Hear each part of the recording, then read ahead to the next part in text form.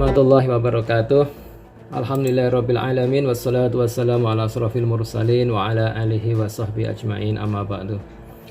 Alhamdulillah kita bertemu lagi pada pagi hari ini ya. Mudah-mudahan waktu yang kita luangkan pada pagi ini bisa menjadi amal soleh bagi kita semua dan menjadikan puasa kita makin bermakna untuk menuju takwa ya. Seperti saya sampaikan sebelumnya ya, bahwa Imam Al-Qusairi An-Naisaburi itu menyampaikan bahwa takwa itu bisa dinilai dari 4 indikator, yaitu yang tersembunyi dari huruf-huruf pembentuknya, yaitu ta, qaf, wawu, dan ya.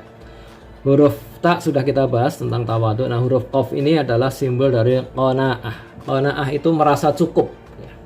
Merasa cukup pada rizki dari Allah ya. Kalau merasa cukup pada amal yang telah diperbuat, tidak ya. Amal yang telah kita perbuat tidak boleh kita merasa cukup. Kita harus tawadu. Jangan-jangan nggak cukup, jangan-jangan nggak cukup, jangan-jangan ditolak ya, jangan-jangan nggak sampai kepada Allah. Tapi kalau rezeki yang kita terima ya, input yang masuk kepada kita, itu kita harus qanaah ya. Nah, puasa ini mestinya melatih qanaah. Karena puasa itu membuktikan bahwa ternyata kita cukup dengan yang sedikit. Kalau nggak puasa ya, orang sarapan jam 6:30 pagi ya. Pukul 10 perut sudah keroncongan ya. Kita snack break ya jam 10. Nanti jam 12 makan siang. Nanti jam 3 sore udah keroncongan lagi, harus snack sore ya.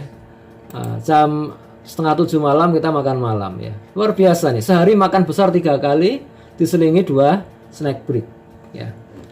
Tapi di bulan puasa ternyata beda. Snack break sama sekali nggak ada ya, makan siang nggak ada.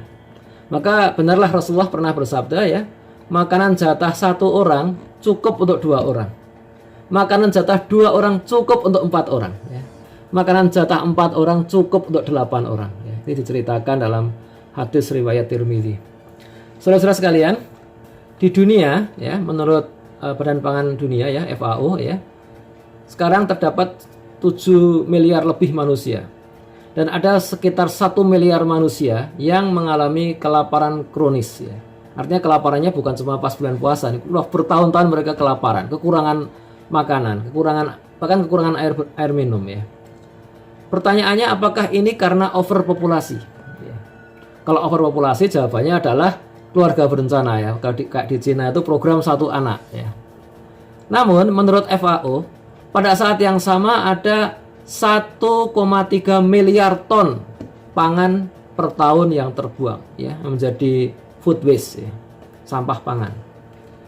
Pertanyaannya sekarang, berapa kebutuhan pangan seorang manusia per tahun ya? Ini kalau pakai ukuran 600 gram per hari ya, itu setahun itu cuma 219 kilogram ya, 1 orang ya.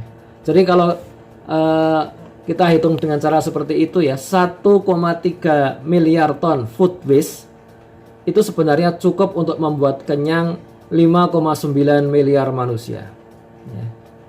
Jadi dengan total pangan dunia saat ini ya, itu mestinya cukup minimal untuk 13 miliar manusia. Ini belum pakai hadis Nabi tadi ya. Ini baru menghitung dari sampah pangan ya. Kita kan sering lihat ya, kalau kita ke kondangan ya, itu orang makan ngisi sedikit taruh ya.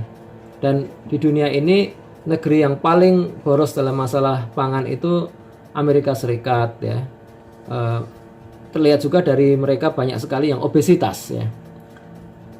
Tapi negeri-negeri Islam pun tidak kalah ya. Negeri-negeri seperti Saudi Arabia, Kuwait ya, Uni Emirat Arab itu juga mengalami hal yang sama ya. Artinya hadis Nabi tadi belum diterapkan ya. Nah, jadi kalau yang mengemuka itu adalah isu overpopulasi, ini jawabannya adalah karena tidak qanaah ya. Kapitalisme di barat maupun di dunia Islam itu telah membuat bangsa-bangsa itu serakah ya.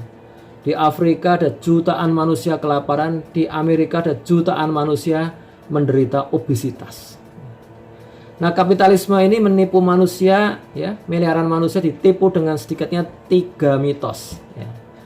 Yang pertama itu bahwa kebahagiaan itu diukur dari apa yang bisa dimiliki dan dinikmati.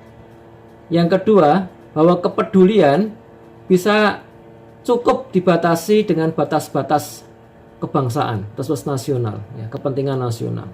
Dan yang ketiga, bahwa apa yang baik dan buruk biarlah diatur semata-mata oleh tangan-tangan gaib kekuatan pasar. 3 ini itu mitos ya. Maka jadilah dunia yang kita lihat sekarang ya. Ada ketimpangan sosial, ada kerusakan lingkungan, dan ada disorientasi kehidupan ya. Bahkan ini terjadi juga di sudut-sudut negeri maju ya. Di sana banyak orang kaya yang akhirnya menghabisi nyawanya sendiri setelah gagal menemukan kebahagiaan ya.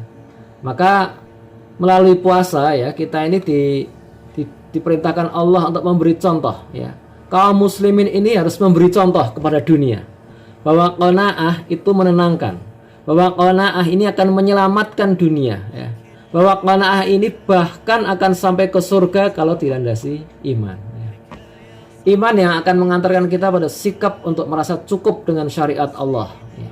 Bahwa kebahagiaan itu diukur dengan ridho Allah, bahwa ketika amal kita ikhlas dan sesuai syariat, maka insya Allah ridho Allah didapat. Dan bahwa kepedulian mukmin itu tidak dibatasi oleh sekat-sekat kebangsaan, dan baik buruk biarlah diatur oleh Allah saja, bukan oleh pasar yang syarat kepentingan sesaat atau kebodohan kronis. Kita sekarang tahu kalau dunia 4.0 itu menilai baik dan buruk dari jumlah like, share, and subscribe ya. Ini tentu sebuah mitos yang sangat menyesatkan ya, dan kita harus perangi itu ya. Diantaranya adalah dengan bersikap qanaah ya, karena baik dan buruk itu sebenarnya dari Allah ya, sudah dinilai oleh Allah. Sedangkan baik buruk ukuran manusia itu kadang-kadang sangat relatif, sangat terbatas, dan sangat bias oleh berbagai kepentingan ya. Ini mudah-mudahan sebagai pengantar. Dari saya cukup sekian dulu. Billahi taufiq wal hidayah. Assalamualaikum warahmatullahi wabarakatuh.